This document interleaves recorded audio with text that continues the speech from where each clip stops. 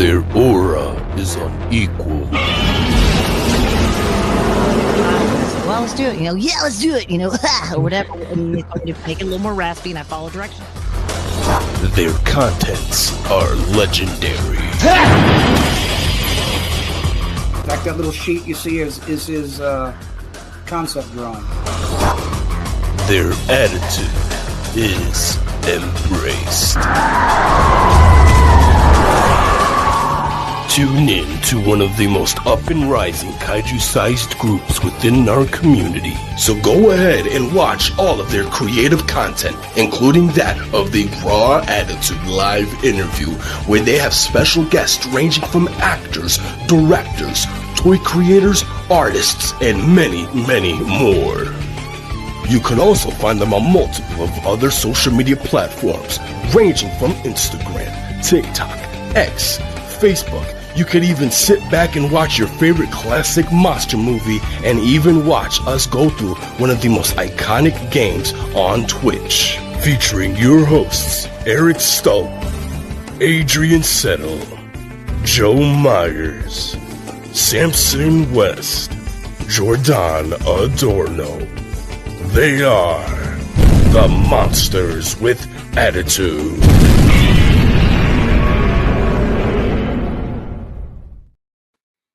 What's going on, fellow monsters with attitude?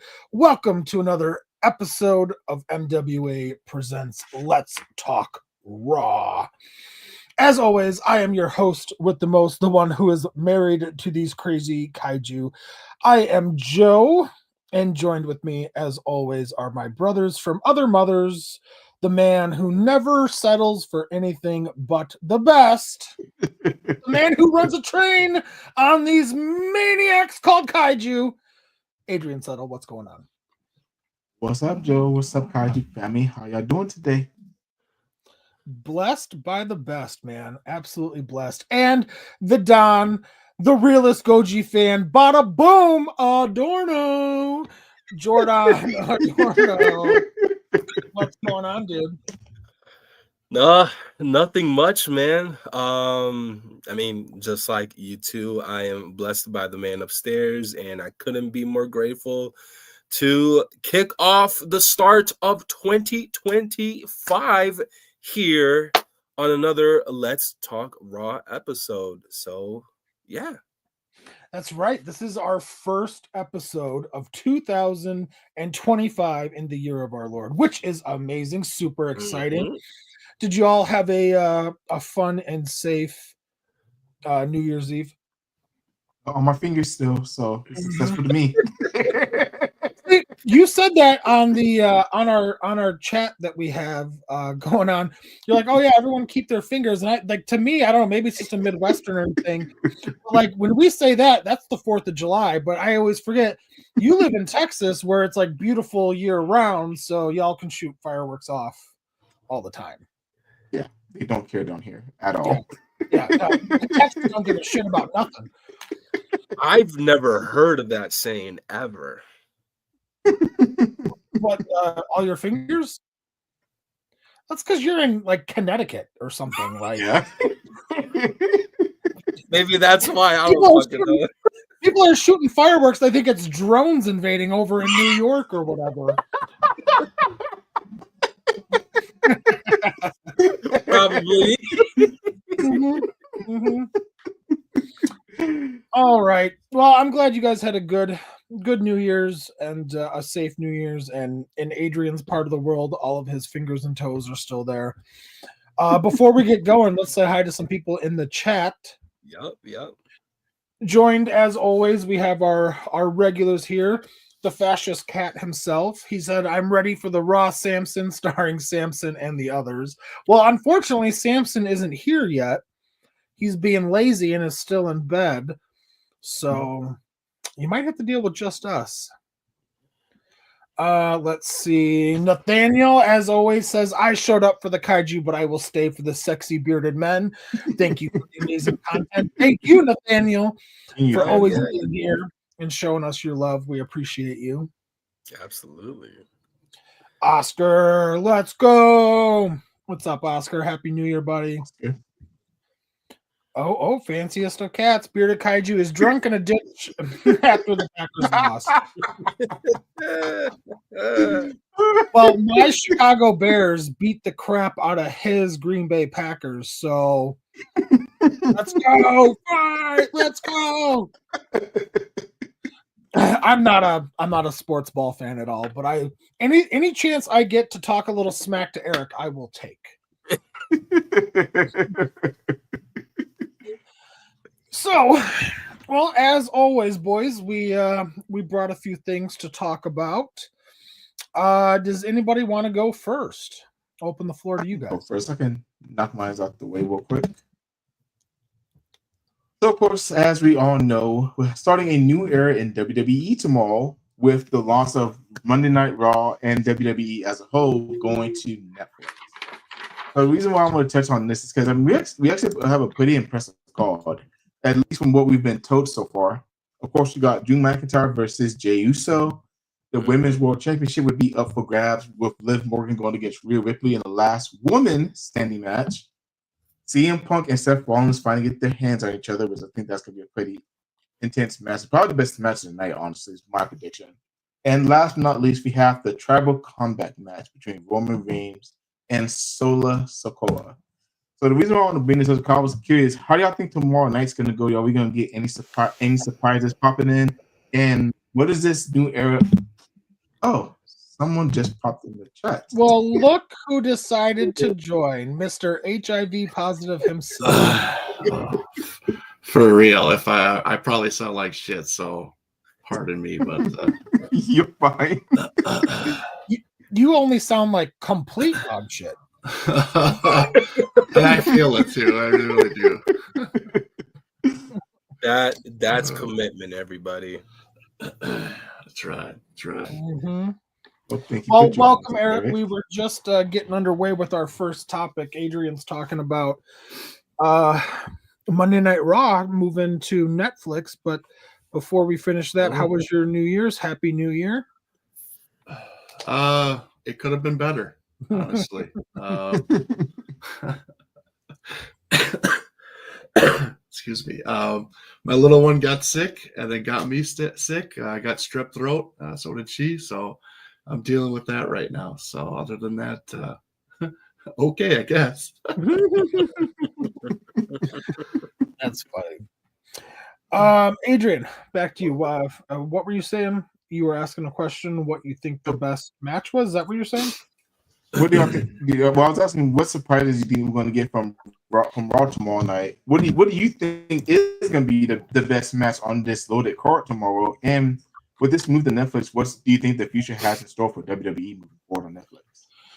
Whew, those are some loaded questions. I'll tackle it first. I'll answer them first if you guys don't mind. Yeah, go ahead. I think the match of the night is probably going to be Seth Rollins versus CM Punk.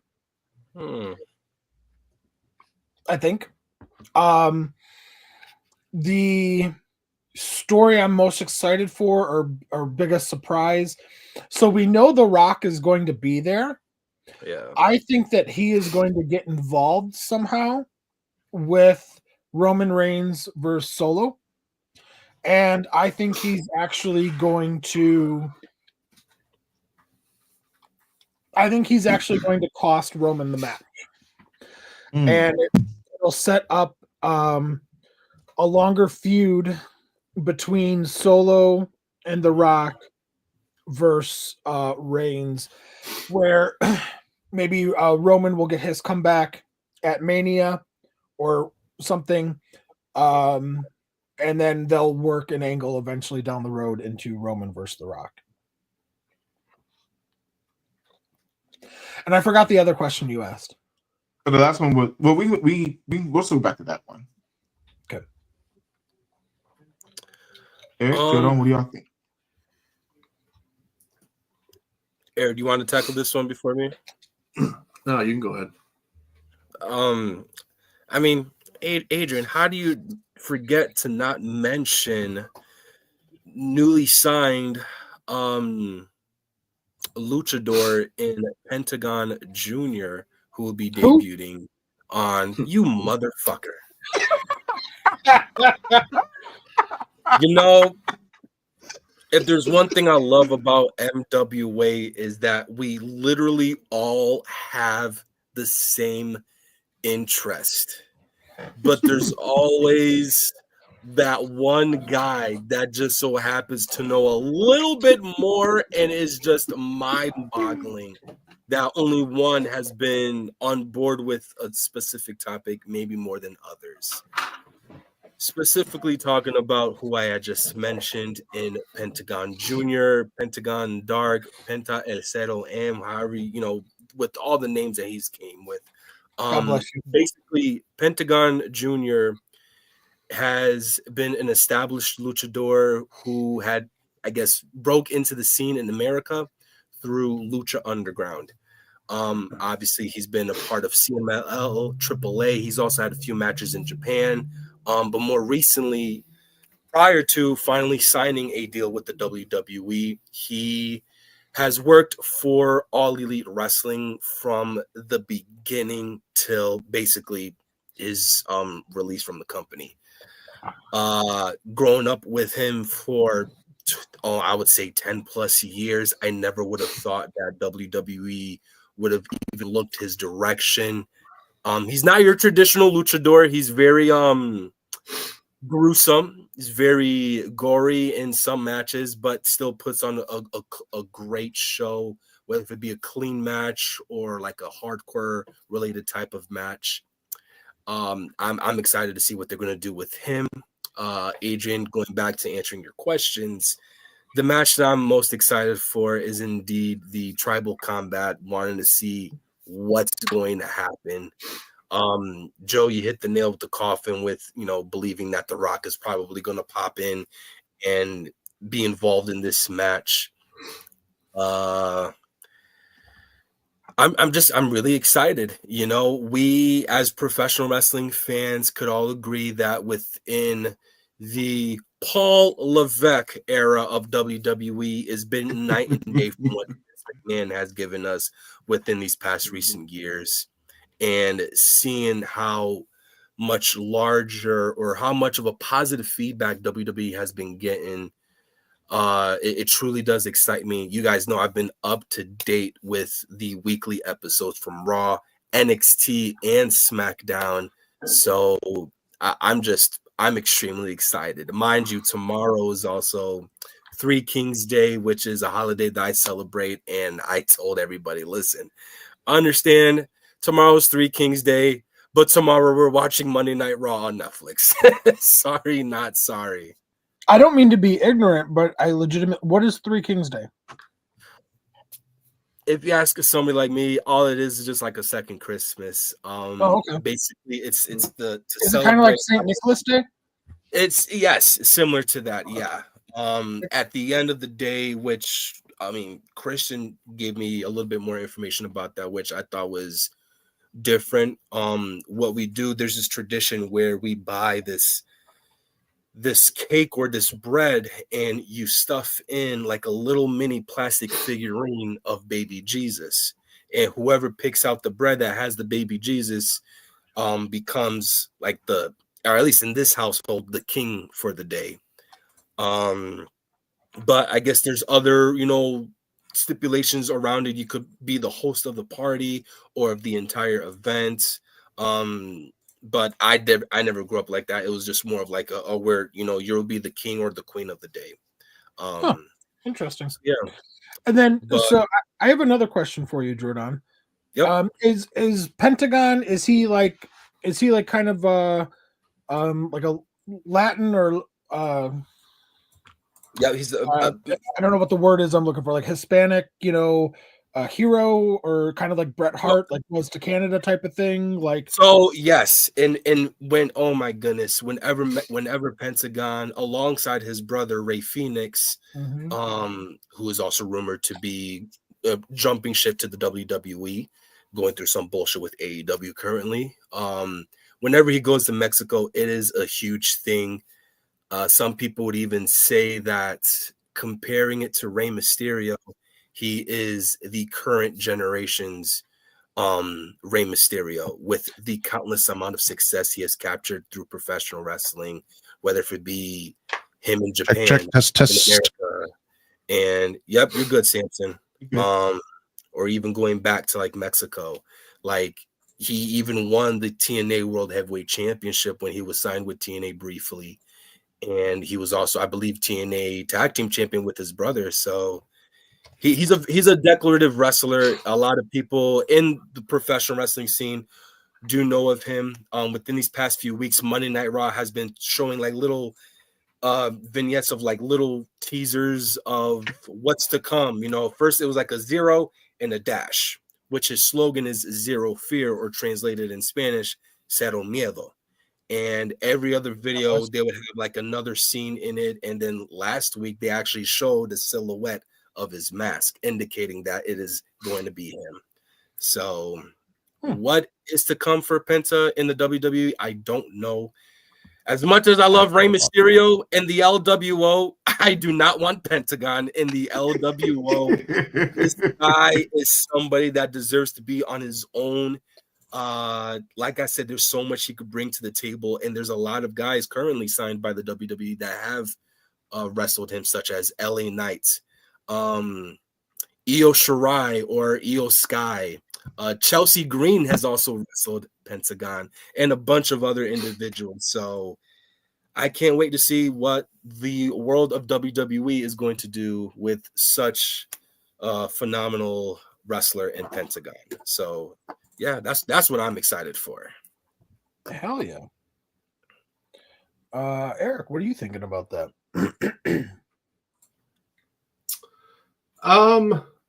It's I think I just saw this thing online where it'll be the first time in, I think they said 32 years that wrestling will not be on linear TV. Yeah. Which is pretty crazy, honestly. It's gonna be, now they really have to step the bar up, because you know they're not gonna be restricted by the stations and stuff like that, or the ratings and everything. They can do almost literally whatever they want now, and I think they really have to up the bar of what they've done and bring in this new era of Paul Levesque and WWE, and really kind of put his stamp on wrestling as a whole for what he's going to do.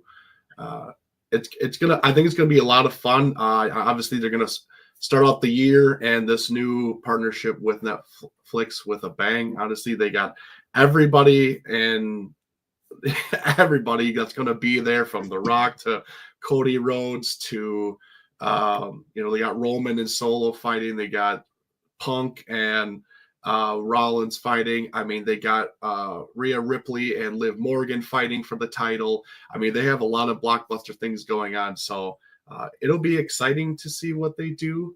I don't know what's going to happen, or what I could say exactly what would be my favorite or most exciting thing that's going to come out of that.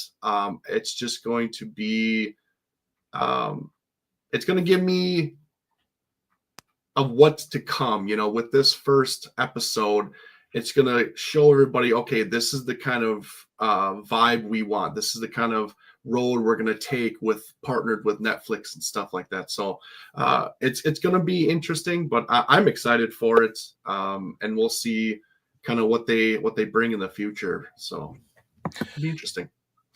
I kind of feel like, I know Triple H has been in charge for about a year or so now, but I really feel like this is going to be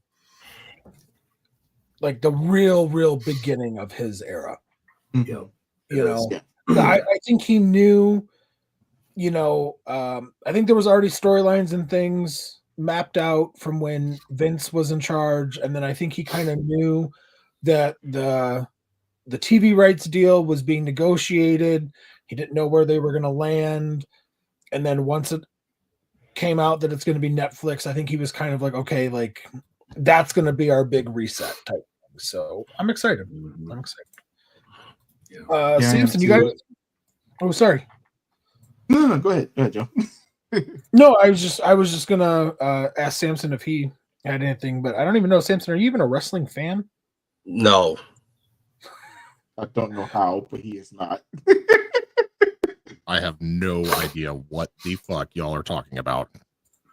Yeah. All right. Well, just hold tight for 5 minutes. Yeah, and then... the majority of these folks know that's not my shtick, and they give me shit about it all the time.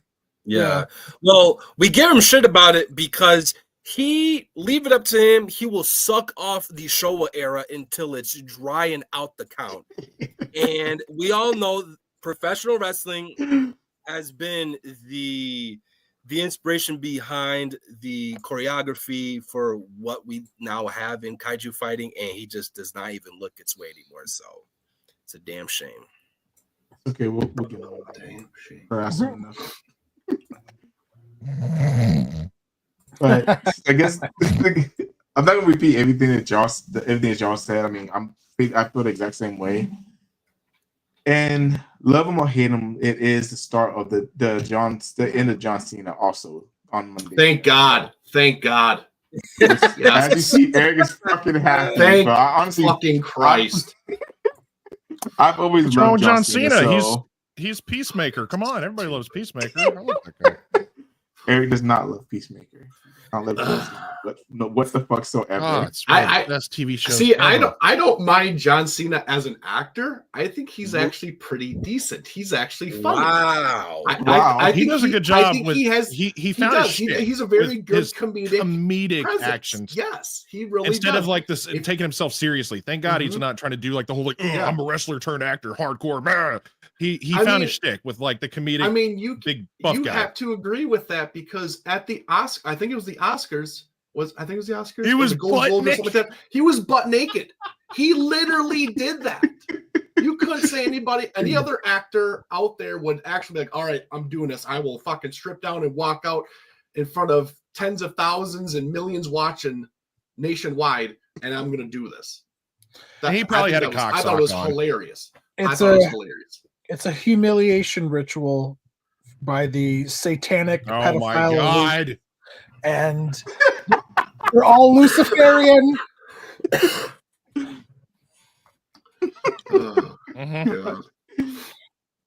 Well, as much as okay, anyway, that's my 2 cents. I guess I can put in. That's Jordana I can put in.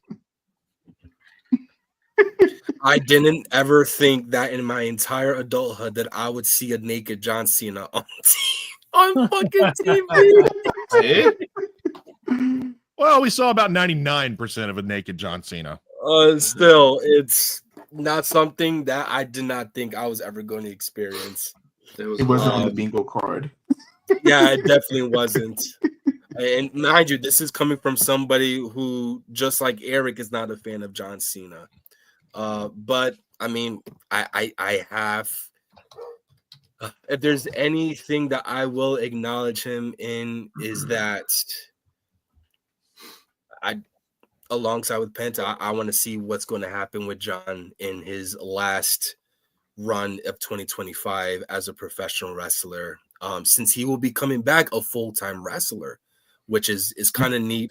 Gives obviously, a lot of people who didn't have the chance to see John Cena in this current generation, it gives them, the chance to see him wrestle. Not only that, but it's just going back to acknowledging anything that John Cena has done. He has, in some type of way, shape, or form, have gotten more eyes in the WWE than ever. He's not. I don't want to say he's on the lineage of Hulk Hogan, but if you mention John Cena, everybody's automatically going to tie that to the WWE. Or if you talk about WWE, they're like, "Oh, John Cena," So it's I'll give him his credit when the time comes for when he actually laces up his boots and hangs them and retires the jorts and the freaking headband that's wrapped around his fucking 50-inch arm. So it's happening. I'll see what happens with that. I know. I agree with you. Like, as much as I don't like John Cena, I will acknowledge that he is for his time, he was the modern day Hulk Hogan. I agree with that. I as much as I don't like to agree with it, I agree with it.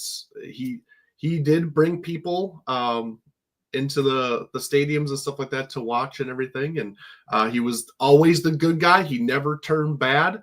Well, except for obviously his earlier career and stuff like that when he first started wrestling and his gangster rap days and everything with the chain and thugonomics. Yeah, the thugonomics era, you know. But other than that, like his other, 19 years of him, 20 years of him actually wrestling, he was basically Hulk Hogan, the that kind of same level kind of thing. Now, I will say he is not Hulk Hogan. To me, he's not Hulk Hogan level, but he's in that realm, I guess. So he belongs in that conversation. Yeah. The comment like that I Jordan just saw said, that. Oh, go ahead, Sam. I'm sorry. The comment that I just saw right here, the one about the Make-A-Wish thing, I do remember seeing that clip online when there was the kid talking about like his mom went through cancer or something. He had like the wristband or and then John Cena burst through the paper and the kid was like, "Oh my God." And he's like, "No, come here. And just like gave him a hug and it was real touching and shit. And I thought like, wow. So that just goes to show how much of a good guy he is, even as fucking stupid and goofy as he is. With the knowledge that I know. I mean, I know him as the actor more than a wrestler. I know that he's a wrestler, just like I know the Rock is a wrestler, and then he turned into an actor and stuff like that. But yeah, John Cena, he's a solid dude, as goofy and weird as he is. Yeah, I don't know the wrestling side, so I can't really say. I can just say it as a human being. I think he's got the Guinness World Record for most Make-A-Wishes. He sure does. Really? It's like what is it, 600 or something like that? In the 600? Something crazy. It's something crazy that I was like, holy cow! I was like, good for you. Like that. Obviously that's shows his character and that kind of person he is, and he thinks of the kids and everything that look up to him and stuff, and that's awesome. So John Cena holds the Guinness World Record for the most wishes granted by the single with over 650 wishes. Mm-hmm. There you go. There it is. Adrian, did you have one more wrestling related question before we kind of did answer about what we think is going to happen like with this Netflix deal? But I guess my last question is, I guess we can wrap up. How do you think John Cena is going to look in this last year in wrestling? Since he's actually going to be full-time, how do you think he's going to look? I think there's going to be some rust. I mean, he's not. Sure. He's not Shawn Michaels. He's not Bret Hart. And he hasn't done it in quite a few years. I think there's going to be a little bit of rust, but I just hope it's successful. I hope he doesn't get hurt. Yes. I hope that he has some meaningful storylines. For years, I think like a big fan wish was him to turn heel and to kind of reform the NWO. I would love that because I think that there would be an actual surprise if he did. He needs to shave the hair for real. That bald spot is ridiculous. Does he have a bald spot? Really? Yeah, right in the back of the head. Yeah, right in the crown. So funny enough, so he's got that male pattern baldness. There are images surfacing around John Cena that kind of teases that we're gonna get bald fade John Cena again. Good. I hope so. Good. I hope so. Because that long hair with the baloney on top looked horrible. Absolutely horrible. Yeah, but I just hope it's successful. Oh, wow. I just saw pictures. Holy crap. Yeah, it's bad. And granted, Samson, that is the longest we've seen John Cena grow his hair out.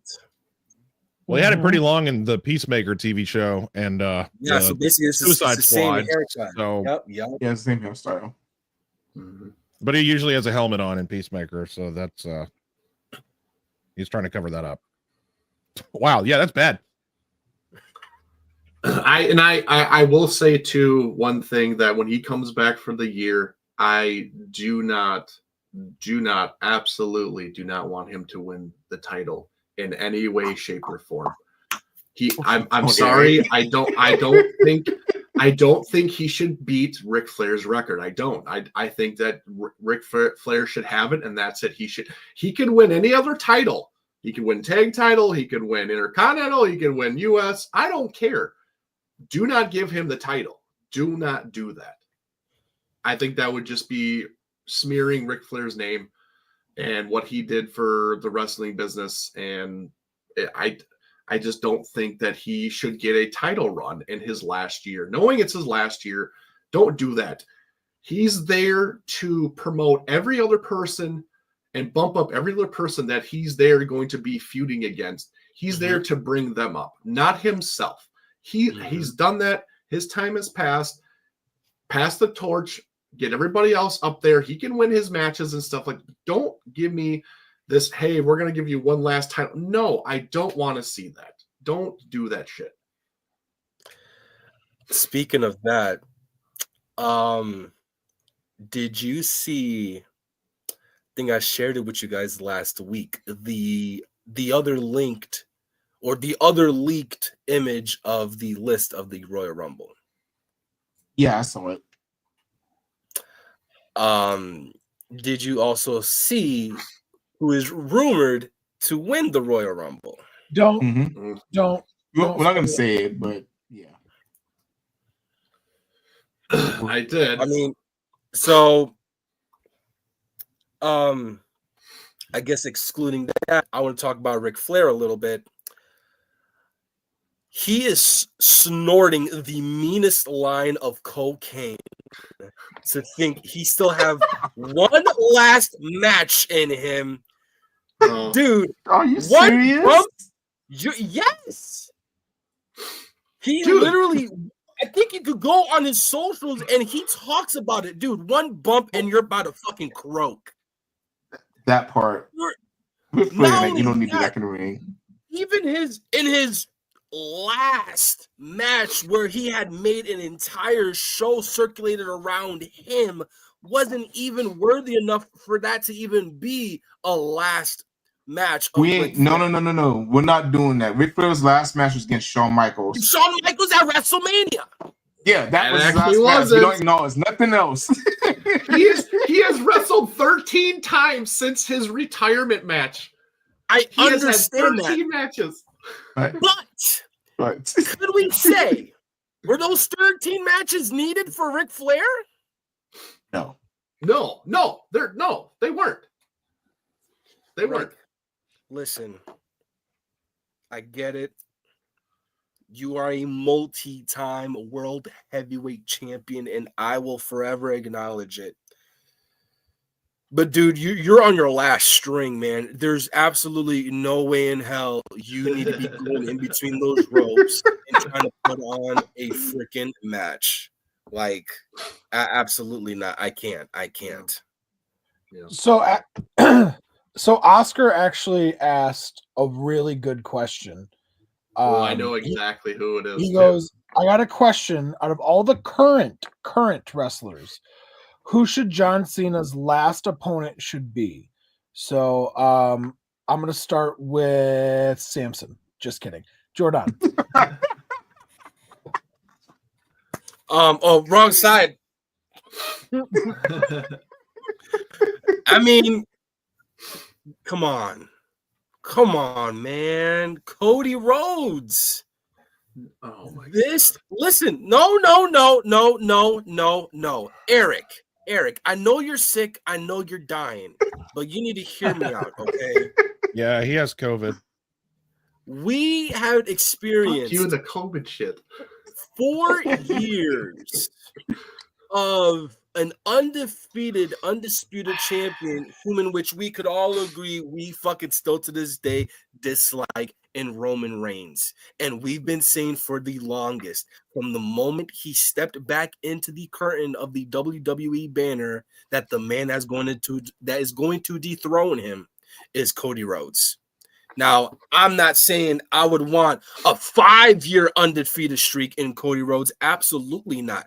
But I would like to see, some type of leverage to try to help build up that status in to one that can be compared to Roman Reigns' 4-year run. Obviously, Roman Reigns has gone up against multiple of other individuals, including John Cena at SummerSlam for the Undisputed Championship.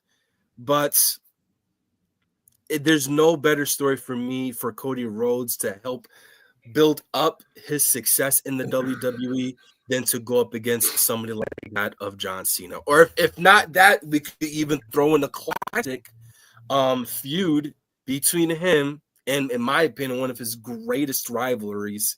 You're going to with say Randy mine, aren't you? Yeah, Randy Orton. That's mine. That's what I was going to say too. That's the one that makes more sense. Mm-hmm. That's the one that makes more sense. That should be his last rivalry storyline before he leaves, is have a epic just send off with him against Randy for a couple months, because those two came into the business at about the same time. They had epic storylines back in the day. They had epic matches back in the day. They were always going up against each other. That's the one who should be Cena's very last opponent. I agree with you. Fighting Cody to hand the torch off to the baby face of the company and giving it to Cody. I agree with that. But his absolute last opponent or storyline, whatever, should be Randy Orton. That's what it should be. Leslie did put this in chat too. He said Cena's last opponent should be someone who can ultimately benefit from the rub. Jacob Fatu, Braun Breaker, or LA Knight come to mind. Honestly, now, Jacob say doesn't even need it. Yeah, he does. I was going to say Jacob Fatu doesn't even need it. He's already going up, and he doesn't even need to fight against anybody. He's already up there, and I mean he's a secondary guy in the new bloodline, and yet he's having more success / popularity than even Solo is, and he just came in. He doesn't even need any help. He's already going. So I agree with you guys that the most logical is Randy. But look at Hogan. When he came back, he had that passing of the torch match with Rock. To Rock, yep. Rock and Cena had those two matches where it was kind of the passing of the torch. So it has to be somebody that is going to be the flag carrier for WWE for the next 10 years. So, I mean, to me, by that logic, it has to be Cody. I'm not saying that I'm necessarily happy about that, but because I would actually prefer it to be somebody like Drew McIntyre. I think I'm pretty high on McIntyre. He was actually the one that kept me interested the past several years, the last few years. And I feel bad for him. He was getting the rocket ship strapped to him, and then COVID hit, and he had to win his first title in an empty arena at WrestleMania. How disappointing is that? He never got his WrestleMania moment. WrestleMania moment, yeah. Yeah, he won the Rumble, and then the world shut down. And that's just, it sucks. But yeah, I don't know. I would rather see Drew, but I unfortunately think it's probably going to be Cody. Yeah, it has to be a babyface for it to kind of work. And honestly, with Drew, honestly, with all of that stuff that he wasn't able to get his WrestleMania moment and everything and whatever, but honestly, I don't think he's ever been as high in his career as he is now as being a villain. He is an excellent villain. He is put on a very good story with CM Punk. That whole thing has been excellent. You're always tuning in to see what they're going to do to each other, what's going to happen.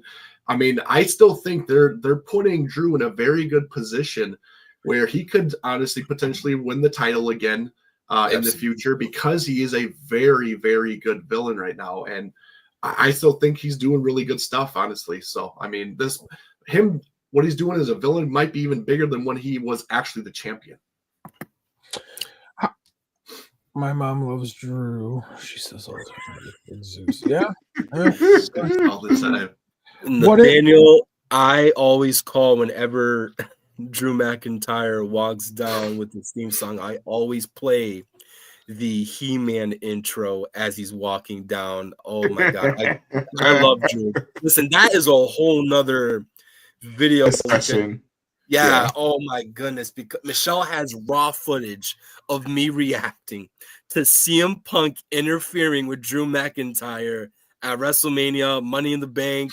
Oh my god. I was losing my shit. But yeah, here's a tough one from Leslie. Speaking of Hogan, was Hogan a better face or a heel as Hollywood, in your opinion? That actually, so this is super hard question, but I honestly feel like it's got to be easy. What was Hulk Hogan better as? He was better as a face, because that whole say your prayers, train, eat your vitamins, let me tell you something, brother, the hulking up. He carried a lot of that over into Hollywood because he couldn't, as good as he was, as good, easy for me to say, as good as he was as Hollywood Hulk Hogan, this heel, he still did the let me tell you something. He still did the Hulk up of like that being like that superhero baby face. And I wish that he don't get me wrong, he found his flow and he was able to bring it back a little bit, but his stuff was still very cartoonish and very animated. His looking around and stuff, like, and so he just never fully clicked it, I feel like, as a heel. Don't get me wrong, like I think that him as a heel was way more impactful, because still 30 years later the business has changed because of the NWO, but that wasn't just because of Hogan. It was because of Bischoff, it was because of Hall, Nash, and Hogan. There was more players in that, so I got to give it to the face. Yeah, I agree. Like, you couldn't, he couldn't have been Hollywood Hulk Hogan unless being Hulk Hogan or Hulkamania for so long, carrying the business for so long, being the top guy for so long, being the top babyface for so long. It wouldn't have happened. It wouldn't have meant anything. Wouldn't have had such an impact when he did turn heel. So you kind of have to go with him being a babyface, because it just wouldn't have worked. So yeah, I'll always go with babyface. Plus, he did it for such a long time that it's just. And now, mind you, with Joe, like, I'm with you. Like, he did such a good job as a villain, as a heel. Like, it was so entertaining to watch him, but you couldn't believe that he actually did it because he was good for so long. It blew my mind. So yeah, I'll have to go with babyface. I mean, I'm gonna have to hop on board with that. I've watched a crap ton of interviews from many wrestlers, and even the likes of Kevin Nash and Scott Hall. They've said, I mean, we also got to recall the Monday Night Wars with WWF versus WCW. WCW was more reality based, whereas the WWF was obviously all with the characters, the gimmicks, cartoony and stuff like that. And going back to what Kevin said, when going on board with the Samson looks like he's in a but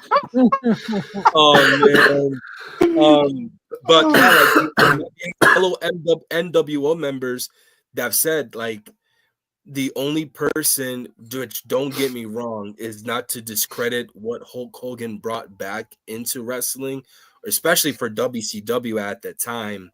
That jump from face to heel will always and forever be iconic. That, to me, is the biggest face turn heel moment in wrestling's entirety, in my opinion. But because they were being more reality based, and the whole NWO shtick, even with every member that came on board, stood with that tradition besides Hulk Hogan. Another heel run, if you guys want to throw it into it, that would, I guess,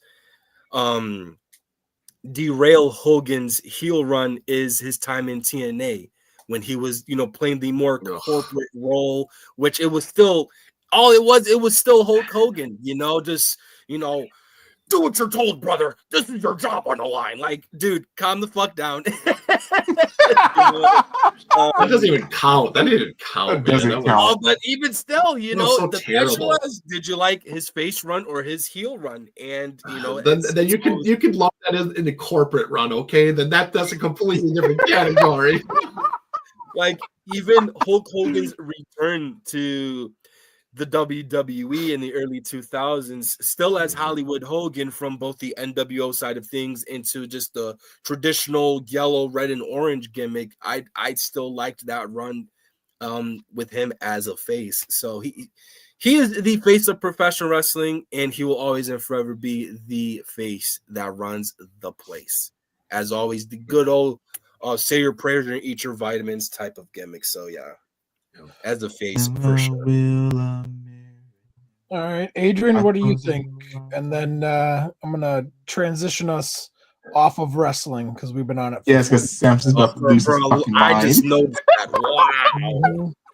So, Adrian, what do you think? Heel or face? No, I completely agree. Hogan as a face because of how long and how iconic his run was as a face. Granted, like I said earlier, when he did turn heel, the world stopped. But his legacy as a face will always be legendary, and honestly, that's the main reason why he's on Mount Rushmore. For sure, his face run. So to transition off of wrestling, I'm going to ask another question by Leslie. Was Godzilla a better hero or villain?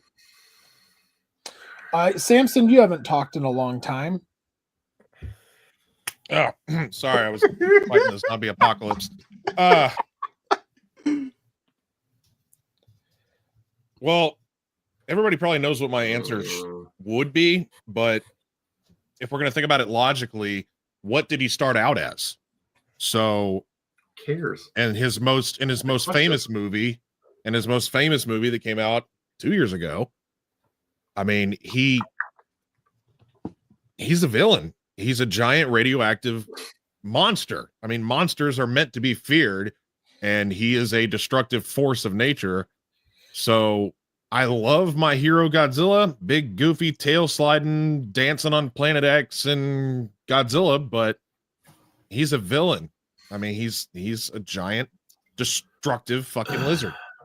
So -1, one of the most incredible cinematic adventures of all time in recent time. Mm-hmm. He's a good villain. He just is. So I'm gonna think logically instead of what I want to say, and say that he's a better villain than he is a hero. Okay, that's cool. Because hey, he is. Just if we boil down to it, he's a giant terrorizing lizard. All right, now I'm just somebody else talk. It's my time to shine. I fucked it up. Jordan. As much as I love Godzilla as a hero, he's always going to be a hero to me, even when he's being a complete dick.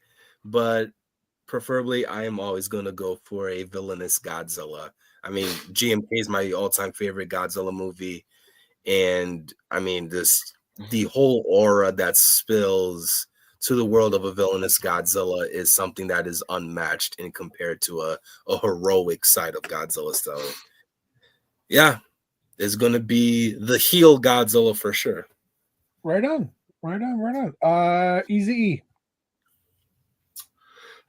So before I give my answer, I just want to say a quote from a famous person that said, "Monsters are tragic beings. They're born too tall, too strong, too heavy. They're not evil by choice. That is their tragedy." Quoted by Ishiro Honda. I will go good. Because I think he was better as a good guy. I liked the superhero Godzilla more. I that's kind of how I grew up. Wait, what was Leslie's question? Huh? Do you like Godzilla more as a hero or a villain? Well, actually, he didn't say what do we. Was he was saying was he a better hero? He wasn't asking our. Okay, I'm the wording. I was trying to figure out the wording of the question to figure out exactly the way to answer it. Look at the comments. Right I just found it. So, anyways, I'm sorry, Eric. Go ahead. Continue. Me too. I'm sorry. Yeah. Good Godzilla. Good Godzilla. I just thought I liked the superhero Godzilla more. I grew up on the superhero Godzilla, and I just kind of, that's how I see him when I think of Godzilla, is always the hero aspect of it. I just resonate more towards it. I always like him overcoming the odds, always beating the bad guys. Yeah, that's just kind of, I just like that kind of look to him. Some of my favorite suits and movies are when he's a good guy. So, that's mine. So, Adrian. So to kind of back up Eric's quote, Godzilla's never a villain or bad guy to me, honestly. He's always just a tragic monster in the story. But with that being said, I'm always gonna go with villain Godzilla because, like Samson said, Godzilla starts off as a villain. Some of my favorite moments of Godzilla history is when Godzilla's being villain. I mean, one of my new favorite Godzilla movies of all time, Godzilla -1. It's probably one of the most villainous he's been in a movie, and exactly what I wanted to see from a Godzilla for so many years. I'm always gonna say I'm always gonna say that villain Godzilla is better than hero Godzilla, but I still love hero Godzilla. That's why I was confused with Leslie's question. I didn't know if it was what do we like him as or what do we think he's better as, which is what he said. That's why I was confused about how we should answer it. Well, it's opinion based, so that's really confusing. It wasn't. I like villain. I don't hate good though, so I totally respect and understand what y'all are saying.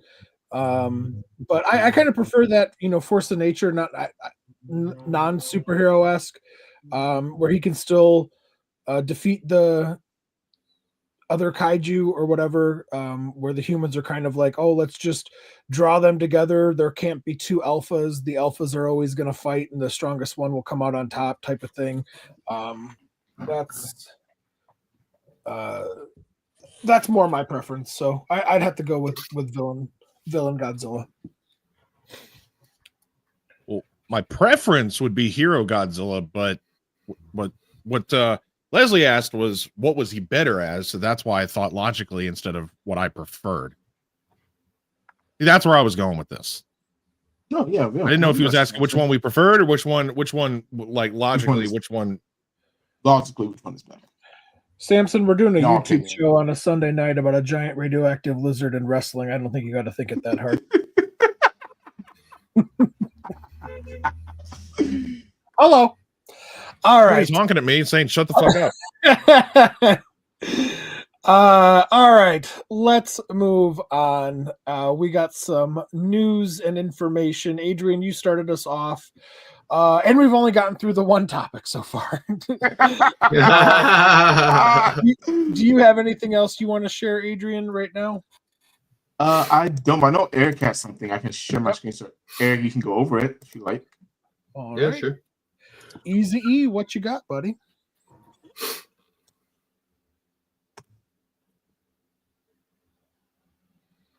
Can I see it? Yep. So this was just shown recently. This is a model kit from Kaiju Kobo, and this is their new Godzillasaurus from Godzilla versus King Ghidorah 1991 that they're going to be releasing here in the next month or two. So if anybody is interested or you're into trying to get a representation of Godzillasaurus, be on the lookout for this because this is going to be up for grabs pretty soon. What they do is they have to get these licenses from the TFO shows, which is a convention that happens in Japan. So they get a one-day license to sell these kits and stuff like that. But it's not like you have to go over there to the convention or you got to get on their website, whatever. No, it doesn't work that way. So this is done by Doc Mack. If anybody knows him, he is a entrepreneur for many things. Me and Joe had the pleasure of talking with him last year about a lot of his stuff. And he owns a company, runs a company called Kaiju Kobo, where he does Godzilla kaiju model kits and stuff, and he can get this for you if anybody is interested. So it's not a very long time that you can get it. It's a little pre-order. Will be only open for so long. So just keep an eye open for it. And if you want to get this and you're interested, we'll share it in our group, on our Facebook group. So follow us there, and you guys will be up to date and everything for it. So I think it's pretty cool. We don't get a lot of representations of Godzillasaurus, the original Godzillasaurus. So I think it'd be really cool and everything. And yeah, it's a dinosaur. He's attacking our boys. It's a dinosaur. Giant dinosaurs attacking our boys. So yeah, I thought that What was about pretty him when cool. he's older, Major Spielberg? It's been a Oh my god. Eric was not kidding when he said that Doc Mack is an entrepreneur. We had the privilege of touring his entire city block of businesses. Like it's ridiculous. For real. And Doc is an awesome dude. So just freaking sweetheart of a guy. Super awesome. Loves Godzilla. I don't know if he's into all Toku, but definitely loves Godzilla, Ultraman, things like that. Mm-hmm. He, for those of you in the Chicagoland area, especially if you're going to come here for All Monsters Attack in May, or if you're coming here in July for G-Fest, take an extra day or take an afternoon, go check out Galloping Ghost Arcade. It's in Oak Brook, I think. And it's literally the world's largest arcade. It has every single arcade game you could possibly think of. They are constantly adding new ones. I believe Doc said they just added their 1,000th one a few months ago, right? So by now they probably have over 1,000. They also just put an expansion on, and they're going to be doing an upstairs as well. And it's awesome. You essentially you pay like $20-25 a person, and it's free play all day. So you can literally go there and play for, I think it's like 12 hours or something. They're open. So, and it's a totally worth every penny, because you will spend that per game just putting quarters in, trying to get them to win. So, much love to Doc and all the success, because he deserves it. Absolutely. I just looked on the website. There's a literal game list, and if you scroll all the way to the bottom, 1,020. Yeah. Oh, so they've added 20 in the last few months. Yeah. He's in alphabetical order, man. You can find whatever you want. Dude, they got both 1 and 2, I believe. Yes, they do. Sure, yeah. Mm-hmm. Yes. So they have Rampage 1 and 2. They also have Doc was telling us this. Some of the games that they have are even like so you guys know, like, I'm a fan of like the Trendmasters prototypes. You know how like they maybe made like 1 or 2, but they never like release stuff for mass distribution. Doc has certain arcade games that are like that, where they maybe made 1 or 2 of them in the whole world that they were kind of like using to test out the bugs or whatever, but it never ended up getting released. He has some of those. It's ridiculous. Yeah, but he does. He has Rampage 1, Rampage 2. He has like the Mortal Kombats. He has 2 different Godzilla ones, 3 different Ultraman ones. Yep. If I remember correctly. Godzilla. So to answer Shin's question, Primal Rage, yes, they have Primal Rage. He actually has the other one that's super rare. That's what I was thinking of. Yeah, go ahead. When he was saying what was it? Who just said that? Rampage. When they were saying, I was thinking Primal Rage. Yeah, he has the second one, which is super rare. It might actually be like one of like 1 or 2 in existence. So holy shit. Yeah, that's crazy. So yeah, if you guys are ever in the Chicago area, or looking for something to do while you're waiting for the dealer's room to open up or something, absolutely worth the trip. Yeah. And honestly, like, these are old style arcade games, so if like you die, you got to put another quarter and keep going. They have it rigged where if you die, you just hit a button and you continue from where you died and you just keep going. So like those old arcade games that maybe you've never beat or you've always wanted to beat and everything, you can literally sit down and actually beat those games without ever having to pay more than what you paid for just going in there. Like, it's crazy. Yeah, exactly. Primal Rage 2. Yeah, I played it. It's crazy. It's so weird it's different from the first one, but yeah, I actually got to play it. It was a treat for sure. Because they're not actual like the monsters in Primal Rage 2. They're more human. No, now, right? they're human, but they turn into the monsters too. Yeah. It's almost like Mortal Kombat meets the original Primal Rage. Yeah. So like from my understanding, the human characters you could choose from, they're like deities and stuff like that. Yep. And then one of their abilities is to turn into the respective characters from the original game. So yeah. Yep. I don't know about you guys, but Primal Rage was my jam when I was a kid. I had some of the toys. Do you know they even made comic books? Yes. I know comic books. I know the toys. I actually had some of the toys, but they're long gone now. Yeah. Holy shit, they're stupid expensive now. All right. Yeah. So if you are a fan of arcade, should you check out Galloping Ghost, but check out the modeling business that Doc has, which is Kaiju Kobo, right? That's a Kobo. Is it Kubo or Kobo? Kobo. And he has a bunch of the Final Wars models.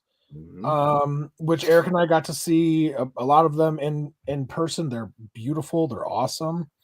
A lot of you may have seen that giant, like 3 or 4 foot Negagoji from -1 floating around out there. That is from Doc. He was actually 3D printing that when we were there, and kind of put some of it together and stuff. We got to see that. It was really, really cool. Yeah. So and he's working on a bigger one now. So he's, oh my God, he did tease a picture, but he's in the process of making a 6 to 7 foot -1 Godzilla and have it ready for G-Fest. So if you're planning on going to G-Fest, be prepared. Hopefully, fingers crossed, everything goes well, that he should have a 6 to 7 foot tall Godzilla -1 statue there that everybody can see. And for those of you, like, we need to get Doc back on here. Just to chop I was going to it say up that too. Again. And honestly, I need to tell him to reach out to Mancow too and have Mancow come on. Those of you that are aware, Mancow is like the Midwest kind of version of Howard Stern, but doesn't suck like Howard Stern does. So, and he's actually a huge Mancow's a huge Ultraman fan. He has like the Ultraman like arcade ride where like like the little rides you rode in front of the grocery stores. Mancow has that for Ultraman and shit. Like, So yeah, this picture is the picture of the. Okay. Oh yeah. So obviously the little one is actually their 30 centimeter -1 kit, and then the next bigger one is their 4 foot. I know, right? And the next one's the 4 foot. That's the 4 foot big guy, and then there's the foot for the 7 foot tall that they're currently making. So I hope it all works out and it gets completed in time. So. And Leslie has been harassing Doc for this. Just the foot. Wait, what? He is working on a Shimo kit. Nice. Dig it. Really quick, are you able to purchase kits over there at Kaiju Kobo or no? Yeah. So unfortunately he doesn't have them there. They're made to order. Oh, I see what you're saying. Oh, and everything. So and he can only do them, you can only buy them from a certain time frame. So when he like puts out the order, say he'll post it online, say, hey, this is the time where you can buy these kits and stuff like that. Okay. That's when you have to buy them. Because like I said, they are licensed for the TFO shows. So they can only do it when the TFO shows go on. Then they have a certain amount of time to sell their stuff. And then that's it. Then they can't sell it any other time throughout the year. Okay. So. Good to know. Buying that one. I'm hoping to get the 4-footer. So where the f- are you going to put that?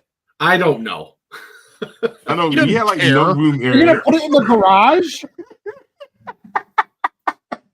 I don't know yet. Okay, I don't know. In the garage, so Carrie has like a smoking buddy out there. Maybe. Any other news info you wanted to share, Eric? I did actually. I don't know if anybody else has anything else to share, but this one might take us a little bit here and what we might talk about, just our opinions. Okay, so do you want to do yours in a minute then? Is that what you're saying? Yeah, sure. Yeah. Okay. Jordan, do you have any news to share before we jump onto Eric's other thing? Really quick. Can I show you guys the Holy Grail that just came into my house? Ooh. If it's your penis, I'm leaving. And then offline, you guys, he will then come back and harass me to show it off again, just so you guys. Yes, go ahead, man. It is the DX GMK Godzilla. Oh, wow. Well, I think it's like a rubberized suit with electronic controls. Everything's rubbery. There's only one downfall to this. You're frozen. Oh man, hold on 1 second. Get the hell out of here, not again.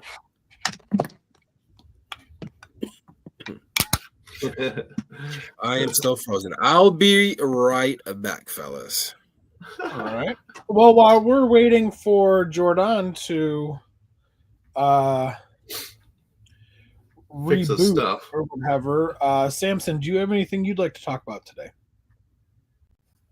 There wasn't really much that was this past week. Hasn't been. I mean, one of the big things that happened that I know a lot of fans. This isn't really like an announcement, but one of the biggest things that's happened in recent time was Pluto TV taking the Godzilla channel off.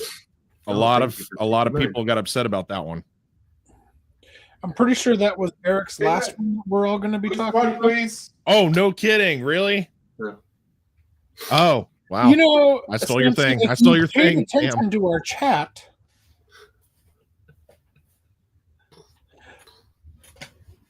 And now Samson's frozen.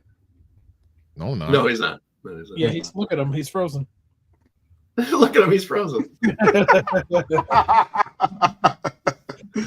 All right, Jordan. I feel full screen. I don't see anything else. Sorry.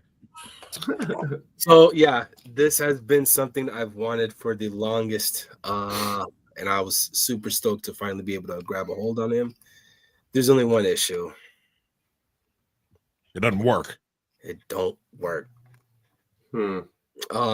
There are like I'm still. It's not like the batteries are corroded or anything like that. I feel like one of the mechanics, specifically right here in this leg, it's jammed.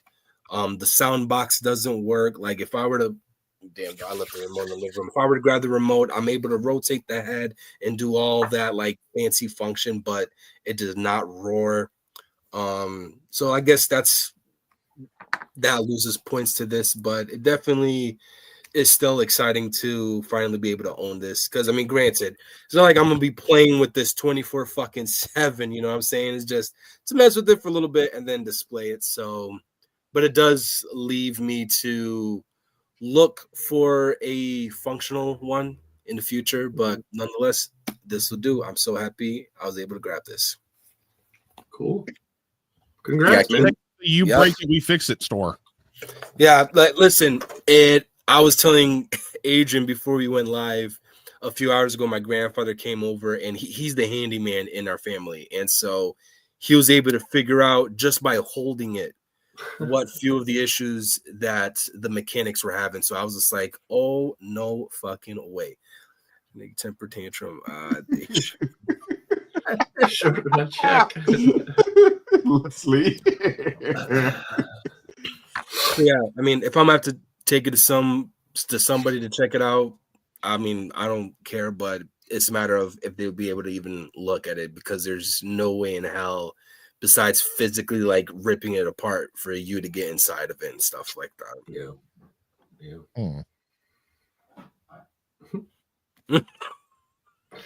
Daniel. Donatello was on it.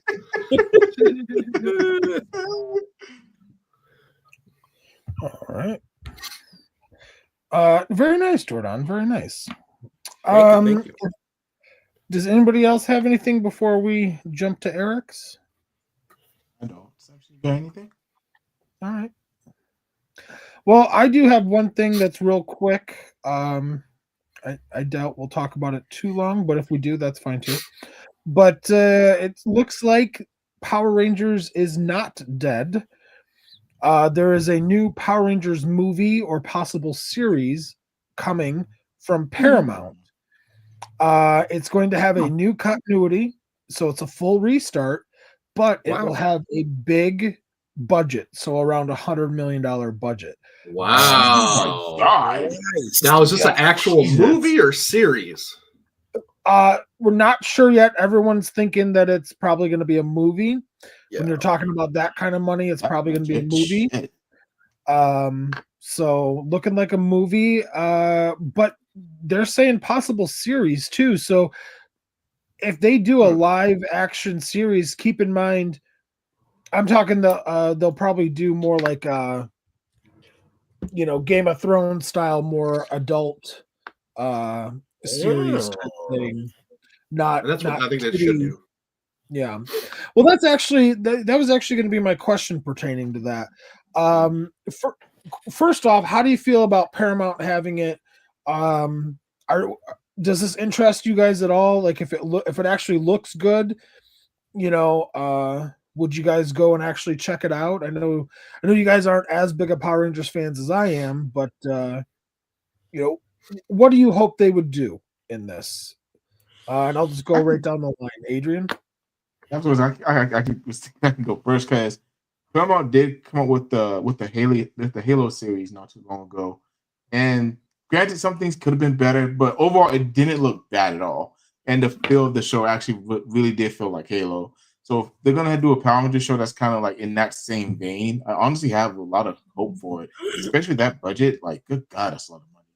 So as long as they do a good story behind it, though, I think it'll be successful. I'm honestly pretty excited to hear that, because I was kind of worried about Power Rangers being dead. Like you said, Joe, I'm not as big as a fan as you are, but I do love Power Rangers. So seeing a more adult Power Rangers series be pretty fucking dope, actually. I'm actually pretty excited.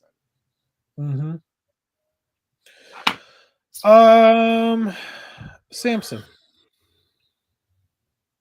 Well, truth be told, I didn't really watch Power Rangers growing up, even though I was a product of the 90s. And I haven't seen the new movie that came out either, even though, Joe, you've kind of given it some high regard, right? Didn't you say that it was not actually that bad?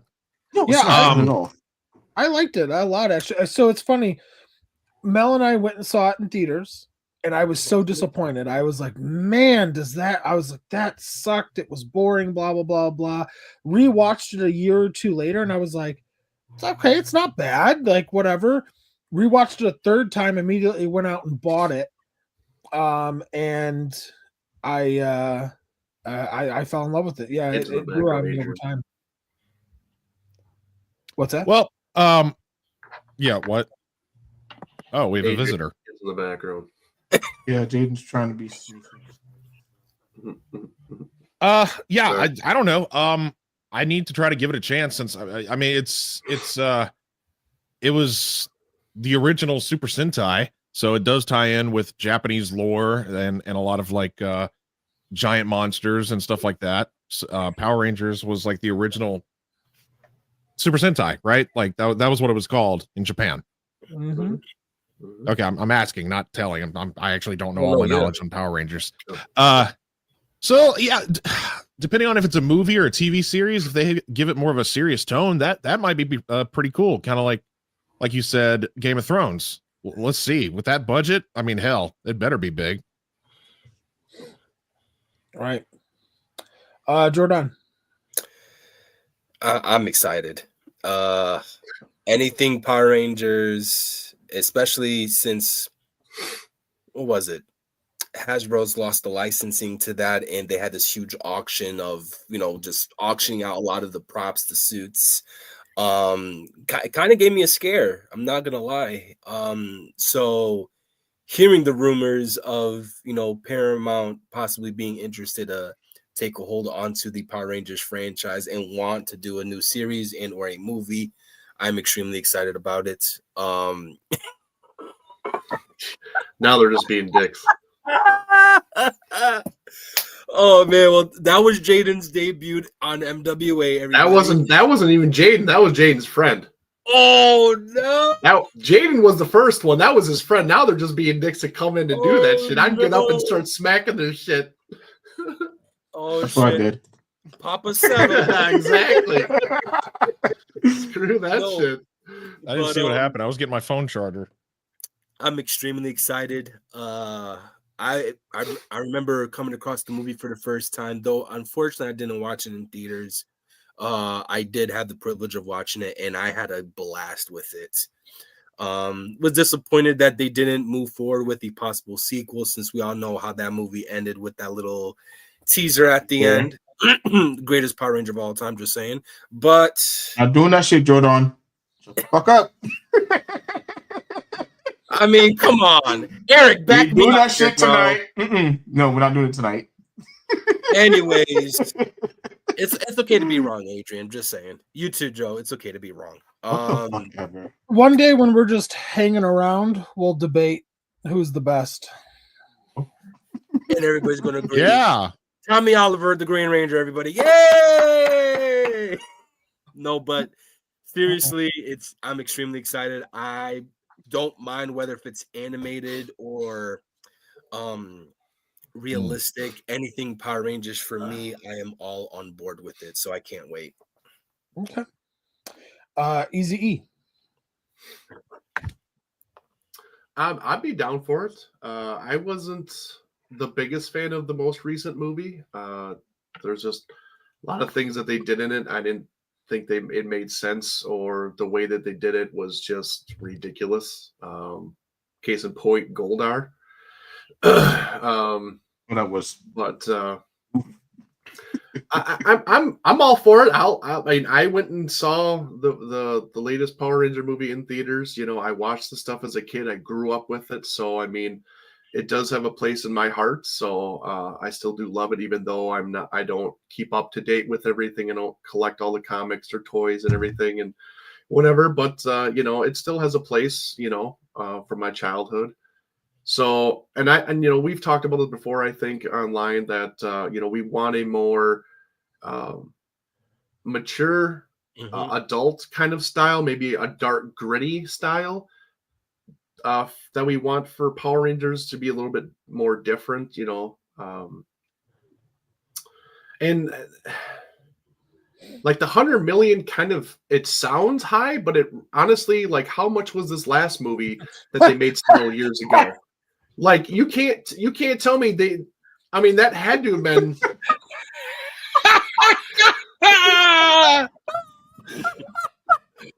That's true. That's true. Nathaniel. Preach it, brother. Preach. Oh God. Oh my God. Okay. So I'm kind of leery about the whole budget, because 100 million sounds like it's big, but honestly, like, they had to have spent that in the last movie, and I wasn't even a fan of the last movie. So that does kind of have me concerned at the same time. That's why I was saying, like, if it's 100 million for like a series, that might be okay, but for a movie, that's still pretty low. So I don't know. We'll see. I want somebody who is actually a fan of the franchise and actually knows their history of this and actually is going to do it justice instead of just throwing somebody in there that could maybe shoot a good movie. Who cares?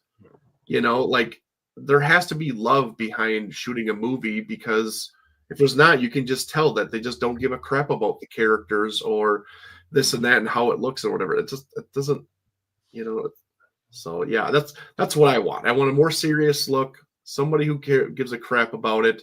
The money might James not Gunn. be no, James Gunn. absolutely. That's But yeah, so that kind of stuff. I'm all for it though. I really am. Like I would love to see something revitalize the Power Rangers and make it relevant again and good and something that people want to see. So man, I agree with what everybody said. I know there's some pushback in the Power Ranger community about making Power Rangers too dark and gritty, but I think the time of it being, a uber G-rated kids show is kind of behind us. I think there's a lot of fans who have grown up now. I'm sorry, what? That have grown up now that are in their 30s, like we all are, that want to see something that's more dated and more in our tastes.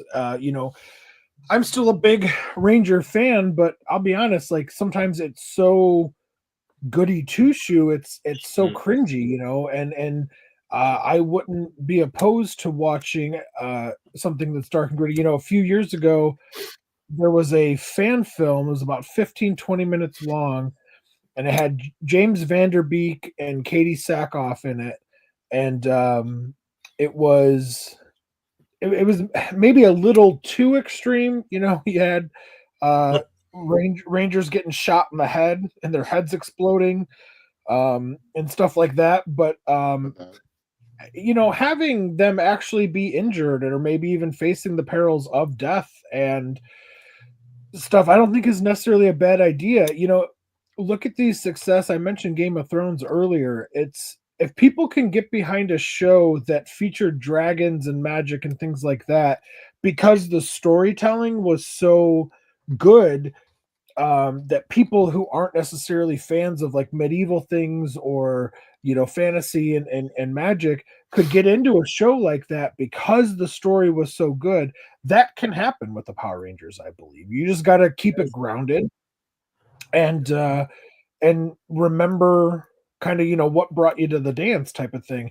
I agree with the concerns or the the negative feedback per se about like Goldar in the last movie. That was stupid that he was liquid gold. That was stupid. And if we are being honest, cool as the Power Rangers concept was, really at the end of the day, it's all about an alien allowing high school. I feel like there's a part 2 to that. Yeah, but no, actually, there's like that would kind of be a cool concept of like, hey, like the weight of the future of humanity is on the shoulders of kids who are 16, 17, 18 years old, and to maybe see how the pressures of that, like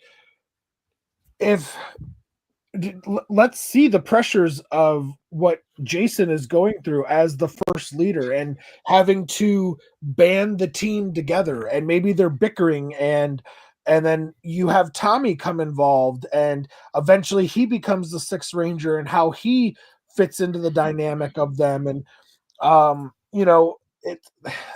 there's a lot of interesting things that they could do to make it more adult and to make it a little bit more serious, that could make it more interesting, I feel. But I don't know though. You say $100 million isn't a lot for a budget. Godzilla X Kong only had 135. So who knows? Maybe they can do more because they won't need to do as many special effects throughout the whole film like they did with GXK. Yeah. But, Shin Rabjira, are you talking about Rita's Rewind? Because if we're talking about that one, yes, I play that. If you're talking about Battle of the Grid, I have played that. I haven't played that in a while though. That's the side scroller beat 'em up, right? Which one? The most recent one with Rita. Yeah, the mobile game. Mm-hmm. No, I haven't. The only time I played the most recent time I played any recent Power Ranger game was the Street Fighter type of vibe. I forgot what the name of that one was. I think that's Battle for the Grid. Okay. And then the mobile app game that like kind of ties in with that. Mm-hmm. I mean, another thing I would like for them to do is since I know obviously that's another topic that we tend to praise a lot here, and that's anime. I know we have Go Loser Ranger, which is an anime kind of similar to Power Rangers, but in this one, the main protagonist is like resembles like the putty men. So, and the Power Rangers are actually the villains. So I would like them to do like an appropriate Power Rangers anime, and if Paramount is what's gonna be able to establish that in some way, shape, or form, I'll be down for that as well. I just think they need to keep it as grounded as possible. Mm-hmm, absolutely. Because when it gets fantastical, it's going to get fantastical. So it doesn't need to be fantastical, in the normal human drama. Keep that as grounded as possible. But also don't do things just to check boxes. Do things because you actually have a good story. Yeah. Like the executive producer on the most recent run of Power Rangers, like he wanted to have, and this is his own admission, he wanted to have a lot more representation in the Rangers, which is totally fine. Like Rangers have done that from the beginning, right? Like you had men and women and black and straight and you know what I mean? Like it's cool. Like, but he even admitted like, oh, I wanted to do it just to do it. He didn't have like a story. He wanted to have like I forget. He wanted to have like a Ranger and like a wheelchair, like one that was like obese. And there was like a list of things. And it's like, he's like, oh, I was just going to do it. It's like, well, if you're just going to do it, it's going to fail. Like, is there a reason why? Like, can we have like a story like surrounding them of the why this is happening? Like, don't just do it to do it. Like, make a good story, and then the pieces will fall in a more positive light. What is your favorite Red Ranger Zord? Probably the original the Tyrannosaurus Dinozord. Followed by the Red Dragon Thunder Zord. And then the Q-Rex. What about I don't know. I love them all. I love them all. Yeah, the Tyrannosaurus Dinosaur. I'm gonna have to go with Sorry, bubble Galileo gut. and You're going with who? Galileo from Gal Ranger or Yep. Lost Galaxy. Yep. And the Tyrannosaurus from Dino Thunder. I would have said, the OG Tyranno and the dragon, but I figure I'd go a different route. All right. Eric, rapid fire. Which one? Dragon Zord. What's your favorite Red Ranger Zord? Dragon Zord. No. I'm sorry. Red Ranger Zord. Yeah. From second season. Second season. Oh, Thunder the Zord. Red Dragon Thunder Zord. Gotcha. Yeah. I thought you said Yeah, Red Die Thunder Ranger. Zord. Yep. Die Ranger. Okay. I was gonna say an honorable mention would have been the Lion from Wild Force, but Oscar he threw that in there. Leslie, mine is always and forever going to be the Dragon Zord or Who's your Dragon. Same, favorite Leslie, same. 6th Ranger Zord? Mhm. So basically, like the Tommy Oliver, Jesus fuck. the T-Rex, For the fuck's sake, wolf man. from. What'd you say, Eric? What's going on? I said, for fuck's sake, I didn't even watch them all. I couldn't even know. I'm always gonna say Dragon Zord's always gonna be the best overall, hands down, period. I don't even care. So Divatox's cleavage this is is my favorite Zord. For real though, those things were moving everywhere. point. They were all over. Yes. Those She was annoying as shit though. those cans were fucking impressive. Let me tell you. Man, I would slap a muzzle on her quicker than fucking anything. It was gonna shut her up. Mhm, I Good could put God. something there to shut her up. But anyways, all right, that'll do it for me. I know, Eric, you have one last thing because we've been going for an hour and a half. She changed me, man. Good Lord, annoying. Yes. Yes, Wow. but wow. That was Rob's awakening moment. That's when Rob knew that he needed to spread his precious seed to the world. All right, rapid fire, very quickly before we move on. Who is the greatest Ranger of all time, and why is it Jason Lee Scott? I'm not doing this. That- This isn't a that rapid part. fire That thing. part. This is not a rapid fire thing. So, anyways, as I was saying, Took him off. as I was saying,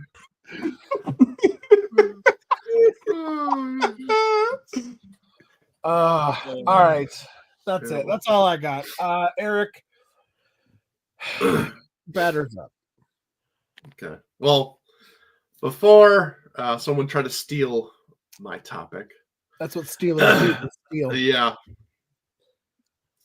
But I was curious about this. There's been a lot of talk online about this recently, just because after the new year, something transpired. And I'm talking about Pluto losing the Godzilla channel as a whole. Like I said, it's a lot of talk about this. A lot of people are sad about it because they don't have the option to watch it now accessibly. Where they can just put it on there and it can just stream, nonstop, and it'll be okay. Instead of having to go and put it in physical media. Now, I want to get everybody's opinions on this, and based on how, with this happening, how much more important do we think physical media is? Even though physical media is starting to disappear and everything, I want to know what's everybody's opinion on it, because with all these streaming services coming up with, it seems like every single company is bringing out their own streaming service. They got to do this, they got to do that. You got to pay this, you got to pay that, and everything. How much more important now is physical media coming to nowadays? With when you just buy it, then you can just play it and not have to pay a subscription to watch their stuff. It's just, like I said, it's come up to light recently with that happening, and I just want to get everybody's opinions on what you all think. And is it important to keep physical media? Is it not? What are your guys' opinions and stuff? Adrian, I'll have you go first. So I've always been a physical media guy. Always.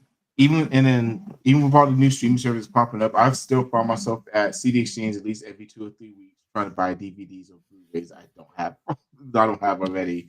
And that's because with streaming services, it's never been on a stream service. Like, for example, Compound Into the Fist. We've never seen it on we pretty much haven't seen it on any streaming services.